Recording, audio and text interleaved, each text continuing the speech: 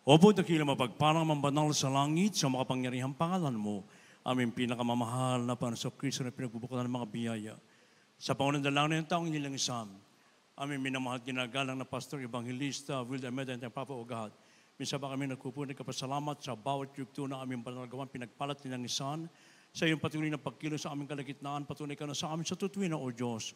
Subalit bago po yan, bisa pa kami buong pagpapakumaba, hindi nakapatawaran sa lahat ng aming nagawang pagkukulang, pagkakasala, pagsalansan sa mga kalooban, patawang bawa sa amin, O Diyos. Hallelujah. At sa bahaging ito na pagdadala ng Ebanghelyo ng kaligtasan na tunay sa ganang akin, wala po akong magagawa, mahal na Panginoon Jesus. Ikaw po ang maglaga ng mga tamang salita sa aking bibig, dalo ng spiritual na para simple kamaraan ng intindihan na aming ibig ng mga baguhan, mga bisita, madatihan, pag sa aming live webcast viewers, sa aming samot panalangin sa makapangyarihang pangalan ni Jesus at aming pinagkakaisang sinasaway ang lahat ng hadlang ng kaaway, damos of hindas at dasal ng belief, cast out from us and bind the power of darkness and anoint our Lord. In Jesus' name we pray. Amen and amen. Hallelujah. Praise the Lord. Everybody, praise the Lord. Purihin po ating pinakamamahal na Puso Kristo at nagit sa lahat ako nagpapaabot po ng pinakamataas na pagpupuri, pagwalhati, pagdakil at pagsamba sa ating pinakamamahal na Panginoon sa pinagbubukan ng mga biyaya. And we give double honor and respect to our dearly beloved honorable parents in the Lord. And we always treasure, remember the blessed memories and teachings of our dearly beloved honorable Pastor Evangelist Wilder Meda and time problem loving God. Beloved honorable Son Pastor Vincent Meda, beloved Mama dear, greetings and respect to all the beloved children in the family here in the Philippines as well as in the US and Canada. At sa lahat po natin mga kapamanggawa, mga kapatiran, sa lahat at inibig ng mga bisita, mga baguhan sa ating beloved viewers throughout the world, a pleasant evening and welcome to the royal family of God.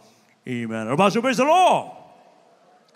Beloved sons of God, tomorrow the Philippines will be celebrating the 127th days of independence. Siselebra ang bansang Pilipinas ang araw ng kalayaan.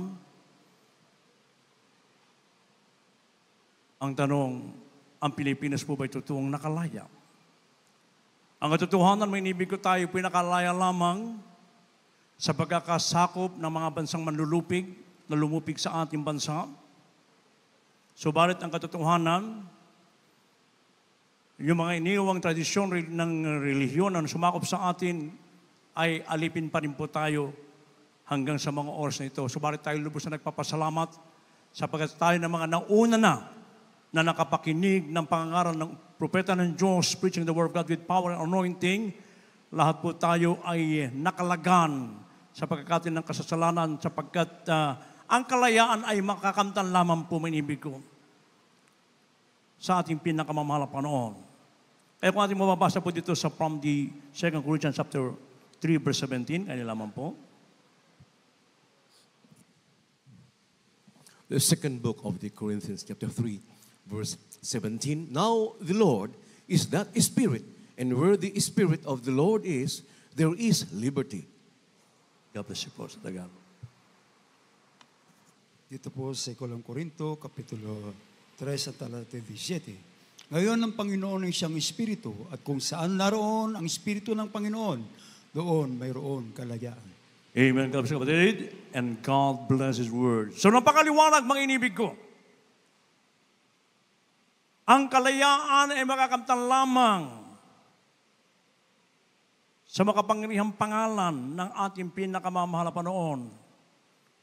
At tayo tutong pinagpala, lubos pinagpala sapagkat simulan ng tayo po'y makasangkapan ng banal Espiritu ng Diyos sa pamamagitan ng pagtuturo at pangangaral ng propeta ng Diyos, ang tutong pastor ng ating kaluluwa sa lahat ng mga tumalima, sumunod, isinagawa ang banal na kalooban ng mahal na Panginoon. Tayo po ay nakalaya sa pagkakatali sa paggawa ng kasalanan. Ang lahat magsabing, praise the Lord. Kaya tayo lubos na nagpapasalamat, mga inibig ko, na kung saan mula sa kadiliman, tayo po ay dinala sa kaliwagan ng mga Panginoon upang ating pong siyang paglingkuran. Oh. Kaya yun yung purpose, mga inibig ko, kung bakit tayo pinalaya, mga inibig. Kaya, ang sabi ng banal na kasulatan, mga inibig ko, na ano po ba ang ginawa ng Diyos sa atin? na tayo po ay kinalagan sa pagkakatali. Inalis sa kadiliman, dinala sa kaliwanagan upang atin siyang mapaglingkuran at may papatutuo ang kanyang mga kamanghamang gawa. Ano po sabi dito po from the Epistle of Paul, chapter 5, verse 8, and Psalms 116, verse 16, kaya lamang po. In the book of Ephesians chapter 5, verse 8, for you were sometimes darkness, but now are you light in the Lord. Walk as children of light. The book of Psalm chapter 116, verse 16. O Lord, truly I am thy servant. I am thy servant and the son of thine handmaid. Thou hast loosed my bonds. God bless you po. Ito po sa Efeso, Kapitulo 5, ang talatay 8. Sapagkat noon panahon ay kadiliman, datapat ngayon kayo'y kaliwanagan.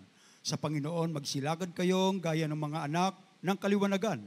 Dito po sa awit 106, ang talatay 16, O Panginoon, tunay na ako'y iyong lingkod. Ako'y iyong lingkod na anak ng iyong lingkod na babae. Iyong kinalag ang aking mga tali. Praise God. Puri ng ating dakilang sa buhay. God bless you mga kapatid.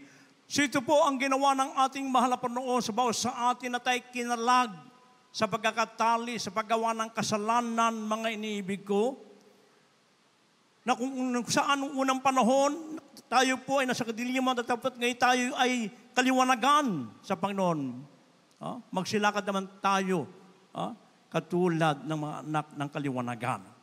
Kaya nga tayo pinagpanalubos ng ating pinakamamahal na Panginoon. Simula nang tayo po ay makalagan sa pagkakatali, sa paggawa ng kasalanan, tayo totoong pinagpala ng ating mahal na Panginoon. Amen, praise God, sapagkat lahat po ng ating ginagawa ngayon ay ito'y ayon sa kalooban ng ating dakilang Diyos sa buhay, na tayo nagsisilakad ng ayon sa kanyang banal na katwiran, mga inibig ko, na yung mula sa kadiliman tayo dinalo sa kaliwanagan, yung ginawang kabutihan ng Diyos sa atin, ito naman yung ating ipinapahayag na merong dakilang Diyos na nagpapalaya sa lahat ng mga karamdaman, mga kalikuan, mga kasamaan, manimig ko, sa tali ng tradisyon ng reliyon na dala rito ng Roma at Espanya, anong inibig ko na nagpahirap sa bawat mga mamayan ng bansang Pilipinas. Subalit tayo totoong pinagpala ng ating mahal na Panginoon, ng ating mapakinggan ang purong ebanghelyo ng kaligtasan na dinadala ng ating dearly beloved, honorable parents in the Lord, the beloved children of the family. Tayo lahat ngayon ay nagtatamasa ng grabing pagkapalang physical, material, lalo tigil sa spiritual kapalang manibig ko, at yung pag-iingat ng ating mahal na Panginoon sa mga napakinggan natin mga patutuo kanina. Simula nang sila po ay lumakad ng ayon sa kalooban ng ating dakilang sa buhay, at pinahalagahan yung panampalatayang kaligtasan, yung kalayaan na nakamtan ng bawat sa atin, mga inibig ko. Binago ang kanilang mga buhay, nagkaroon ng kapayapaan sa puso at isipan. Huli nagpatutukan yun imposible yung mga inibig ko. Napakabilis ang takbo. Ang tutumbukin niya pala pader na mga may iniibig. Nakaiwas siya doon sa bus, pero doon sa pader, hindi siya makaiwas. Pinikit niya yung kanyang mata, may inibig ko, pero pag dirit uli ng mata niya, may inibig ko, yung pader, bigla nagkaroon ng butas. Doon siya nakapasok. Praise the Lord! Mga dakilang Himalaya na ginagawa ng ating mahal na Panginoon. Kaya yung kalayaan na nasa atin, huwag po natin itong basta lamang, mga inibig ko. Panghawakan po natin yung ating kaligtasan, yung ating pananampalataya. Kinakailangan yung banal Espiritu ng Diyos ay mananahan lagi sa atin, mga inibig ko. Sapagkat pag wala ng banal Espiritu sa iyo, mga inibig ko, magagawa mo na yung mga bagay, babalik ulit sa dati mong ginagawa, mga inibig ko. Kaya nga tayo kinalagan na ng Diyos sa pagkakatali, sa paggawa ng masama, at tayo ngayon lumalakad na ng ayon sa kalooban ng ating pinakamamahal na Panginoon. Ngayon, ano po ang danger? Anong warning? Pag tayo po ay himiwalay, tayo nagpabaya, at pinabayaan natin yung kalayaan na ating tinatamasa ngayon, mga inibig ko, ano po ba ang mangyayari sa atin, mga inibig ko? Ano sabi po rito sa Joshua chapter 24 verse 20, kaya nilaman po? The book of Joshua chapter 24 verse 20, if ye forsake the Lord and serve strange gods, then He will turn and do you hurt and consume you. After that, He hath done you good. God bless you po. Ito po sa Josue, Kapitulo 24, ang talatay 20. Kung inyong pabayaan ang Panginoon at maglilingkod sa ibang mga Diyos, at ihiwalay mga siya, gagawan kayo ng kasamaan at lilipulin kayo pagkatapos na kanya magawan kayo ng mabuti. Purihin ang ating dakilang Diyos na buhay. So yun po ang danger, yan po yung warning sa bawat sa atin, hindi pinag-uusapan kung tayo po humabot na ng mga dekadang taon, mga inibig ko, kundi bagkus, kinakailangan maging maingat po tayo. Yung kalayaan ay pinagkalob sa atin ng ating mahal na Panginoon na ating tinatamasa, mga iyong mga inibig ko, ating po lagi itong ititreasure, ingatan natin yung ating mga kaligtasan, yung ating pananampalataya. Kaya wag sabi dito mga inibig ko na huwag ninyong pabayaan ng Panginoon at maglingkod sa ibang mga Diyos. Dahil galing na po tayo dyan. Dati, yan ngayon dala ng relihiyon, na tradisyon na inalipin tayo ng pagkahaba-habang panahon, mga iniibig.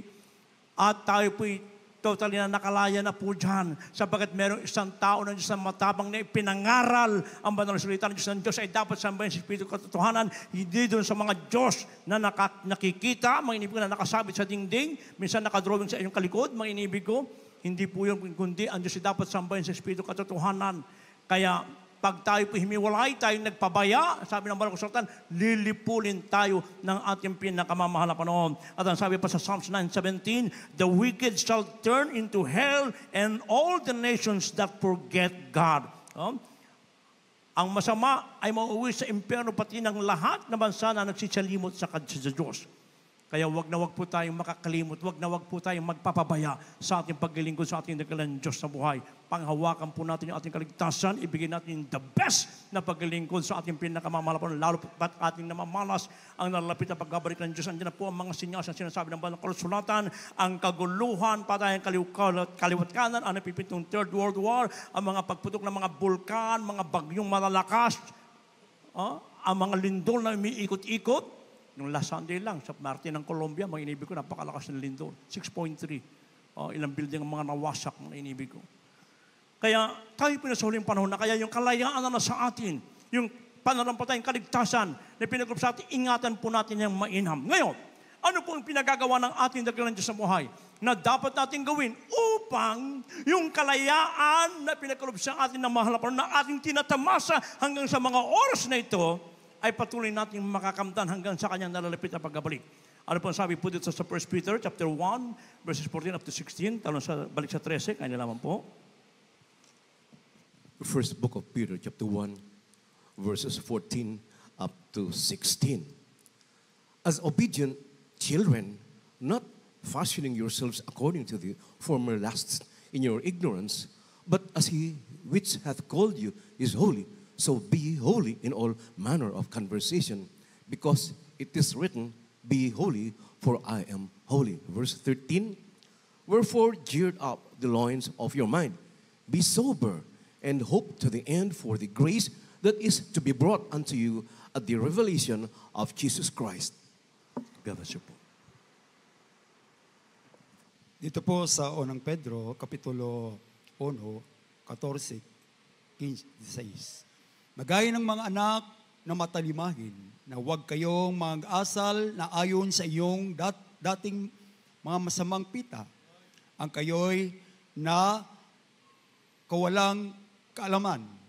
Ngunit yamang banal ang inyong tumawag, ay magpakabanal naman kayo sa lahat ng paraan ng pamumuhay. Sapagkat nasusulat, kayo'y magpakabanal sapagkat ako'y banal. 13. Kaya't inyong bigkisin ang iyong mga baywang ng iyong pag-iisip na maging mapagpigil kayo sa inyong ilagak ang lubos ng iyong pag-asa sa biyayang dadalhin sa inyo na paghahayag ni Jesucristo. Purihin po ang ating pinakamamahal na Panginoon. Palakpakan mo natin dakilang Diyos ng buhay. Yung buhay na palakpak para sa dakilang Diyos. Everybody, praise the Lord! So ito po ang pinagagawa ng ating pinakamamahal na Panginoon upang yung kalayaan na nasa atin ay hindi po ito mababaliwala sapagkat itong napakalapit na pagbabalik ng ating pinakamamahal na Panginoon. Nagaya ng anak na mga matalimahin, na huwag kayong mangagsiasa ng ayon sa inyong mga dating inaasal. Yung po nating ugali nung wala pa tayo sa ating mahal na Panginoon. lahat tayo, meron tayong mga ugaling hindi kaaya-aya sa harapan ng mahal na Panginoon. Ibig ko, hindi na po tayo dapat umasa po dyan. Wala tayong hindi aasahan kundi ating pinakamamahal na Panginoon at lagi po tayong magpigil sa lahat ng bagay. Hindi ka may easily provoke, mga inibig ko. Ano man na makikita mo na mga bagay na kung saan ikaw ay parang, actually yung t-shirt, wala na po yung t-shirt. Kasi maalala ko yung sinabi ng ating beloved Norbor, parents in the Lord, beloved Assistant Pastor Lisa and Madam. Yung t-shirt, mga inibig ko, ito po'y alibay na lamang na isang Kristyano. Ang katotohanan, ayaw niya na talagang maglingkod sa ating pinakamamahal na Panginoon. Kaya, magpagpigil po tayo sa lahat ng bagay, mga inibig ko. Ibig sabihin tayo po lumakad lagi ng ayon sa katwiran ng ating mahal na Panginoon sapagkat yung tumawag sa atin ay banal, kaya magpakabanal po tayo sa lahat ng uri ng pamumuhay. Hindi lamang tayo naging banal pag tayo sa ating pananambahan, kundi bagkus nasa ang kamang bansa, nasa ang kamang lugar, sa opisina ka man, sa school, sa negosyo mo, kung naman ang ginagawa mo, kinakailangan lumakad tayo ng banal. Ang banal ay hindi lamang sa pananamit, maging yung lumalabas sa ating mga bibig, kinakailangan yan po'y kaya-aya. Lagi na lang ang lumalabas sa bibig natin ay yung puro pagwalhati, pagdakila sa makapangyarihang pangalan ng ating pinakamamahal na Panginoon. Kaya pag nagawa natin ang mga bagay na yan, mga inibig ko, nakakatiyak tayo anuman oras sa darating ating mahal na Panginoon, yung kalayaan ay pinagkalob sa atin, na huwag natin itong sayangin, kundi bagkus i-share din naman natin, mga inibig ko, na sa bansang Pilipinas, meron itong pastor na ginamit ating mahal sa ating makaligtasan, yung katotohanan, mga inibig ko, na tayo po ay dito binago ng ating mga napanay. Ipatutuo po natin yan, na kung kayo ay wala ng pag-asa, dito sa gawang ito ng Jesus Miracle Crusade sa Misri, magkakaroon kayo ng malaking pag-asa. Kung kayo man po ay nakabilang ko, nakatanikala sa paggagawa ng kasalanan, mga biso, o mga karamdaman, o mga kabagayan, palalayain ka ng ating pinakamalapanon. At pag nagawa natin mga bagay na yan, mga inibig ko, sapagkat a glorious church that will brought to heaven, without blemish, without any spotless, walang halong kapintasan, mga inibig ko. Tayo mismo nakakaalam, hanggat hindi pa bumabalik ating mahal na Panginoon, yung turot aral sa ating beloved children, panghawakan po natin, i-treasure po natin yan, upang makatiyak tayo sa kalayaan na pinagawin sa atin, na tayo po'y sasalubong sa ating mga. Pag nagawa natin yan, anong sabi sa huling talata? Sa Romans chapter 6, verses 18, talon sa 22. Kaya po, maganda ng mga wit manunugtog. The book of Romans chapter 6, verse 18, being then made free from sin, you became the servants of righteousness. Verse 22, but now being made free from sin and become servants to God, you have your fruit unto holiness, and the end, everlasting life. God bless you po. Dito po sa Roma, Kapitulo 6, talatay 18, talon sa 22. At yamang pinalaya na kayo ng kasalanan, ay maging mga alipin na kayo ng katuwiran. Datapat, ngayoy, laya na kayo sa kasalanan, ay maging mga alipin ng Diyos. Kayo'y mayroong inyong bunga ng ikababanal, at ang wakas ay ang buhay na walang hanggan. Purihin ang ating dakilang Diyos na buhay. Everybody say, praise the Lord! Napakagandang pangako ng ating mahal na Panginoon, yaman tayo pinalayan na sa kasalanan.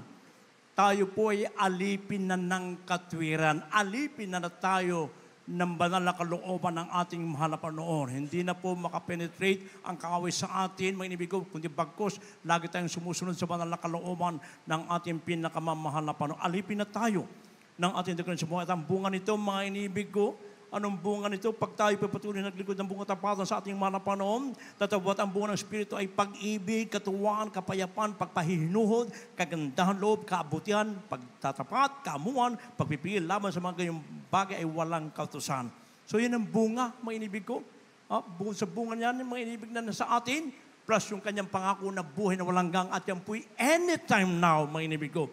Kaya panghawakan po natin yung kaligtasan, yung pananampalataya, yung kalayaan na ating tinatamasa hanggang sa mga oras na ito, mga inibig ko. Kaya anong sabi ng banal na kasulatan, na kung saan ang Espiritu ng ating mahal na Panginoon, nandoon ang kalayaan. Kaya yung kalayaan na nasa atin, wag lamang nating sarilinin, ipagsabi din po natin sa ating mga unsaved loved ones, sa ating mga kapitbahay, sa ating mga kaibigan, sa ating mga iba pang mga tao nakakasalimuha, mga inibig ko, upang sila din po'y magkaroon ng kalayaan sa lahat ng mga bagay na gawa ng sanlibutan ito, mga inibig ko. Tayo pala tayo tumayo, mga inibig. At habang ating inimbitahan ating mga inibig ng mga baguhan, mga bisita, now is the day of salvation, now is the accepted time. Ngayon po araw ng kaligtasan, ngayon po araw ng pagtanggap. Amen, praise God. Habang awitin natin ang papuring awitin ito, gawin natin yung panalangin ang awitin ito, mga inibig ko. Hallelujah.